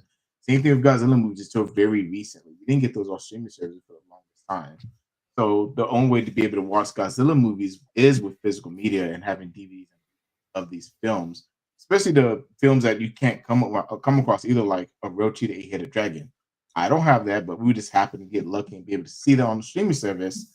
But again, this stuff doesn't last on it forever. They take shit off streaming services all the time. All the fucking time. It's very annoying when they do. And with the demise of Pluto, Leslie made a good point. For a while, they were just playing Heisei Millennial films over and over and over again. In the same order. So it got dope fast. But for all the Godzilla fans that didn't get to see these Godzilla movies because they don't have physical medias of a lot of them, it was definitely good for them and bringing in those new fans. But it is important to make sure to keep up with your your physical media so you can go back to revisit these films whenever you feel like it, or when Terminator starts and all streaming services at the same time. Okay, Jordan.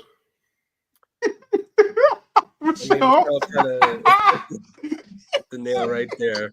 I was a bit disappointed, despite me owning all the movies and stuff like that. It was just a wow factor for me, I guess. And it was a huge milestone for us Godzilla fans to know that we had a Godzilla channel, and then we had Tokusatsu, which I don't know if that was something you wanted to bring up as well, Eric, but they discontinued that. Ultraman on Tubi no longer available. And no, it's still there. I just went on there yesterday. I checked today. There's still a whole bunch of Ultraman stuff there. Okay, then I'm gonna go back and watch that Ultraman Blazar movie then. Yeah, no, even recently I went yesterday, I actually started binging for the first time ever in my life the original animated Justice League series, and it kind of drew me some nostalgia going back to Teen Titans, and then going back there, since I'm always going to be a throwback guy. A lot of the original Cartoon Network shows have all been taken down. So it was definitely disheartening to see. And I think that's the issue with a lot of streaming sites now, is that like a lot of the viewers or a lot of their subscribers, they all rely to that one source. When ultimately you always have to rely on that of your DVD player, your Blu-ray DVD player, VHS Not player, everyone. whatever the fuck it is you have. And if there's anybody that does not own one, then you are clearly sleeping underneath a fucking rock, and I will forever pray for you because you need Jesus Christ. But yeah, listen, I'm a physical media guy myself. Anything that draws my attention, anything that I know I'm a just pick up and grab to keep with me until the rest of the end of my life, I will always tackle that on prior to relying on apps such as Netflix, Max, in this case Pluto TV. It was again disheartening, but yeah, I can only imagine the motherfucker that doesn't own any of the movies. I know, it sucks to be them. Oh my goodness. Thank you, Samson. Thank you. I mean, if you have Max, at least you can watch. Oh no, yes, the Godzilla. Most of the Godzilla movies. Yeah. But just all the Showa and Heisei yes, now. But absolutely. But just like overall in general, and that's why I brought up the Teen Titans show, as well as like the Grim Adventures of Billy Mandy, Ed and Eddie. I'm an Ed and Eddie guy. I've always been a Cartoon Network guy, but the fact that they're no longer there, and they've been there on Max since day one, it was like, what the fuck? What a way to start 2025, everybody, So, but nonetheless, I do know that recently they were dropping a lot of these DVDs from Cartoon Network after they closed and shut down their doors permanently. So, as Eric would say, it is the thrill of the hunt looking for those DVDs to have into my collection. So, yeah, for those that are not believers in physical media, get your shit together. It is the wave, and it will always forever be the wave. Yeah. All right, Samson, stop playing with your DVDs. Samson, how many copies of Daisy Does Dallas do you need? or enough. Brokeback Mountain. Right. Let's be real.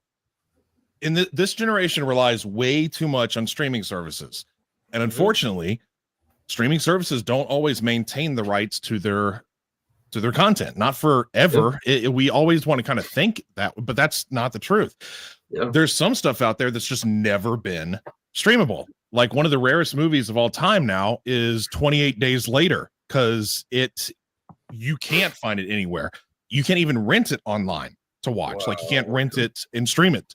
So people that own physical media copies of that, it's like that's a holy grail item. Yeah, I've been collecting DVDs of Godzilla since they were available. Let's see, do I have any of the really crappy ones? I don't think I have like the classic media. But I do have this set, which I love this set right here with the 5 discs. It opens up. You got all the classics, original Godzilla, Godzilla 55, blah, blah, blah, blah.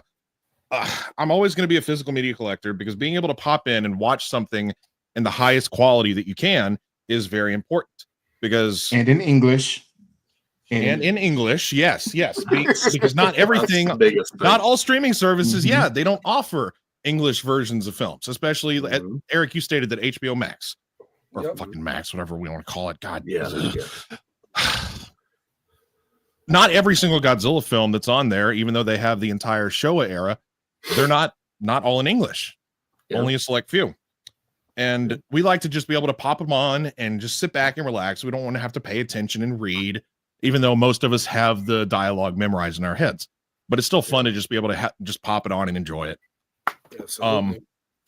And streaming services compress video. This is me getting nitty gritty because of my video expertise. They compress shit. So, and it's not actually as good as it could look. So physical media is always going to reign supreme because it's going to look the best if you get the best copy, being that of a Blu-ray or 4K, depending on which copies there are. As you just saw, I pulled out all of my movies. I mean, I got this box set. I got the entire Millennium era on DVD. I forgot that I even had Godzilla the series on DVD. It's missing a disc though.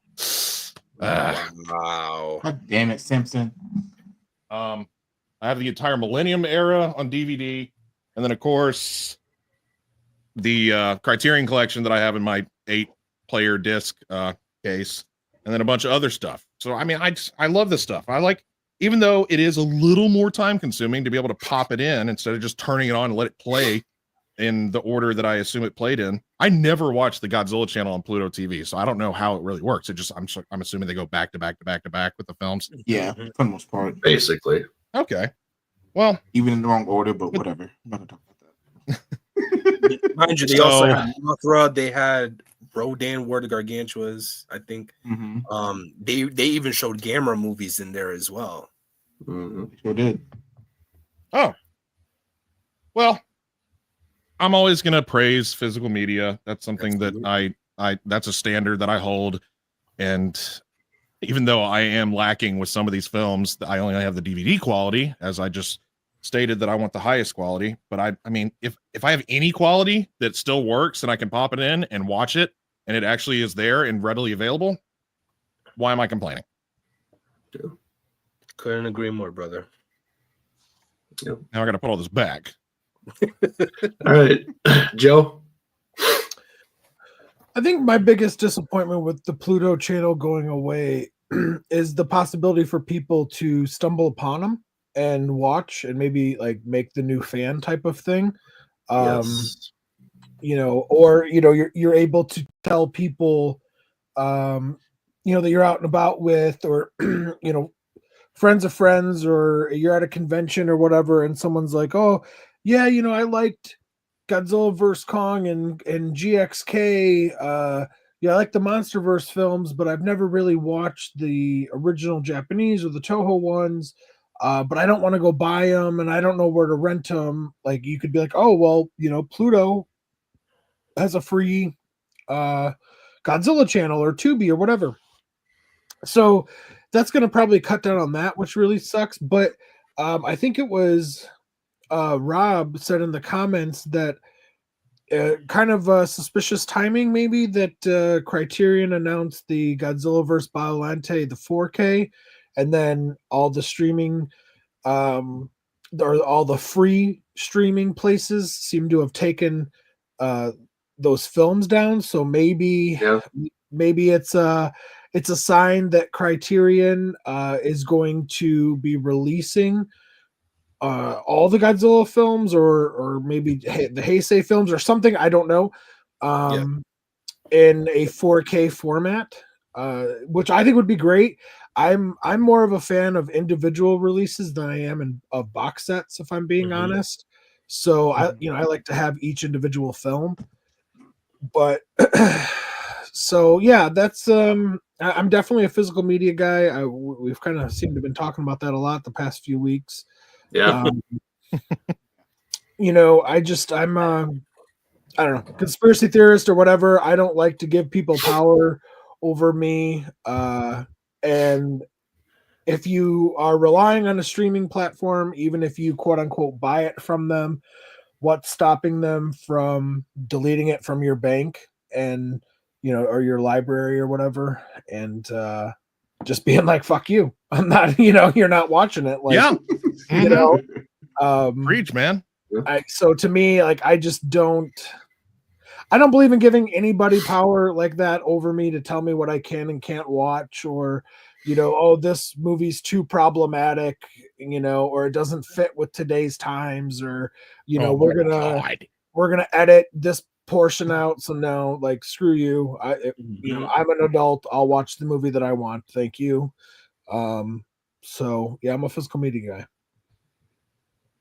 Yeah, it's funny how you said that we've been talking about this for it seems the last couple of weeks, and then all of a sudden, January 1st, and it's gone, and like it's kind of like we kind of knew something like this was going to happen, or we just had this feeling, because you're right. Like, we've been talking about this for the last several weeks, honestly, about physical media, maybe even the last month, honestly. Now there's a side joke into that, why we've been kind of talking about physical media and stuff, but overall, we've always been talking about physical media reigns supreme, because for one, it's just fun collecting this stuff. Like me, like you guys, we are collectors also at heart. So we collect this stuff also. It don't have to be something that's behind us. It can be physical media too. Same thing with like books and comics and stuff like that. That's same thing. Like, all that stuff could be gone too, the snap of the finger, and it's all digital and put on there, and that's the only way you can ever see it. That would be sucky too. So it is pretty crazy that this kind of happened. And then even the Jordan, you talked about it a little bit, the Cartoon Network stuff. They officially shut down Cartoon Network and everything. So all of that stuff is completely gone now. And everything. So that's another thing. So it's like, now we're kind of seeing this kind of slow domino effect of things kind of being removed and being gone. It's like, well, now we have no way of watching this stuff besides actually having that physical media. So it's like, what are you going to really kind of put your faith in? Something that you can just go and buy and you always have for your whole life? Or maybe some streaming service will buy the rights for, say, a year, then after that it's gone and you can never watch it again until somebody else does it. So it's just pretty crazy that all of a sudden this stuff is starting to happen and everything. And maybe it'll get people to realize that maybe, hey, like, maybe we should go buy, or maybe I should go buy this on DVD, Blu-ray, 4K, whatever, so I have it, so then I don't rely on somebody else. Yeah, and I've always been a physical media player. Yeah, I've always been a physical media person. I can't tell you how many stupid releases and copies of certain movies that if they released it once, they did a re-release and a re-release and a re-release, and I still buy all that stupid shit. Even though I have the movie like 4 different times, I still buy it. I'm weird, I guess, but I'd rather have it in person than yes, you are. Yeah. And it's honestly has me thinking about going back and trying to find this old stuff before it's too late to buy it and everything. Like, I'm actually looking for the Beast Wars DVD and stuff like that, Transformers Beast Wars and stuff, because that was one of my favorite shows growing up. And like, I'm finding it like on eBay or Amazon for some ridiculous prices. I was like, this is bullshit. I was like, I shouldn't have to pay this much money just for a DVD, nonetheless. But then again, they're not re-releasing it, they're not remaking it. It's, you know, so that's all I have to get. So it's either you buy it now and you have it, or you wait and you try to buy it and then you're paying way more than what it should have been, or you lose out and it's gone forever. So yeah, it's just been pretty crazy, and I think people are realizing how special and coveted physical media is, I think, nowadays. So yeah, I was super bummed recently when I popped in my DVD of Godzilla Final Wars, and I guess it was left on a counter or something throughout the years that I've had it, and it stops about halfway through. And I took it to one of those resurfacing places, like one of our pawn shops has one of those devices, and they did it for me, and I brought it home, and it was still not oh, what do we got? Rob, for sure, dude. I just started looking and I was like, are you kidding me? And how much they want for this shit. It's crazy. Shin, I don't know if you were on last week's Let's Talk Raw, but we were talking about Beast Wars, ironic enough, and I was talking to Eric and Joe about the Beast Wars anime, specifically Beast Wars Neo and Beast Wars 2, that they have in high depth quality and on YouTube subbed. If you haven't heard about them, I would highly suggest checking them out. They're absolutely amazing, but I couldn't agree more. Sorry, Samson. What? I read the comment too. But you were talking, Samson. This is and we were talking about this too, I think last week or the week before, but yeah, like they're releasing like VHSs. They're coming out with VHSs again and stuff like that. And maybe, you know, physical media is like a trend, you know, where it was big and then it fell off, and then maybe it's going to come back again. Who knows? But can you really take that chance, honestly? Oh, look at that. Physical over digital every time. Every single fucking time. Yeah. So yeah, I just kind of want to talk about it and everything, just because some of those things have happened recently and everything. Just kind of want to get everybody's opinions, because I thought it was pretty interesting. Oh, hell yeah, dude. I know that was something that riled up the Godzilla community. Yeah, for sure. Yeah, for sure. It did.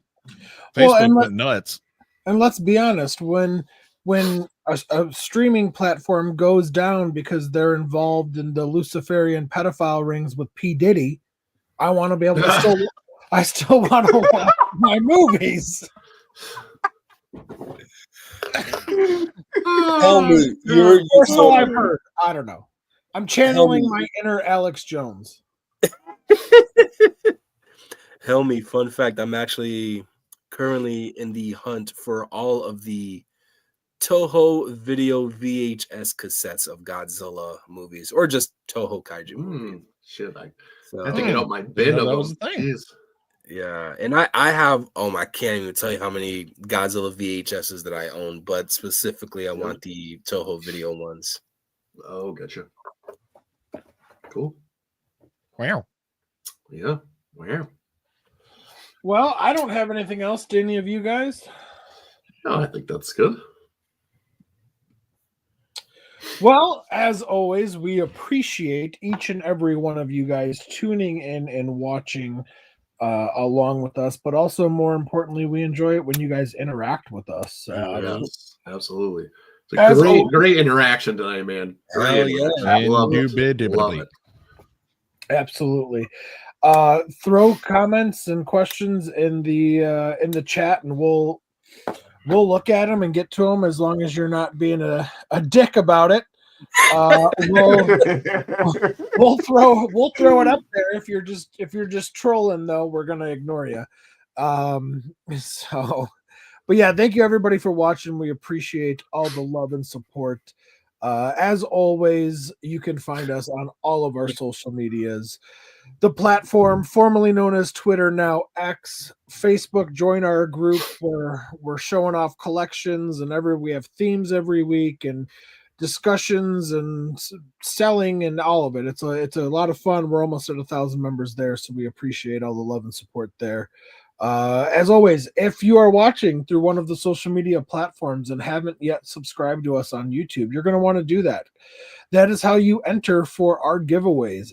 Anything and everything that we give away is 1000% free to you guys. We buy it with our own money and ship it to you guys with our own money. We're not asking you guys for anything other than a subscribe and a follow on our social medias. Most importantly, a subscribe to our YouTube channel.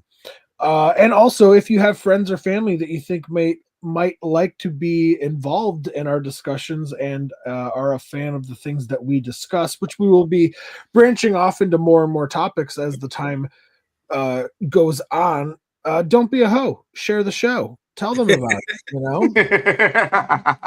Be like, hey, That's coming from Joe. Yeah, it's coming from Joe. Don't be a hoe. Share the show for show. And wouldn't you know? Yeah, wouldn't you know? Tell them that there's a bunch of sexy bearded men who like to talk about Godzilla and tokusatsu, wrestling, and all of these other fun things. And yeah. Oh god, I knew it was coming. MWA calendar, yes. We can, show off. Show skin. Yeah. So yeah, it'll be fun. That'll do it for me. Thank you guys for joining as always. And until next time, take care of yourselves and each other. God bless. We love you. And as always, embrace the attitude.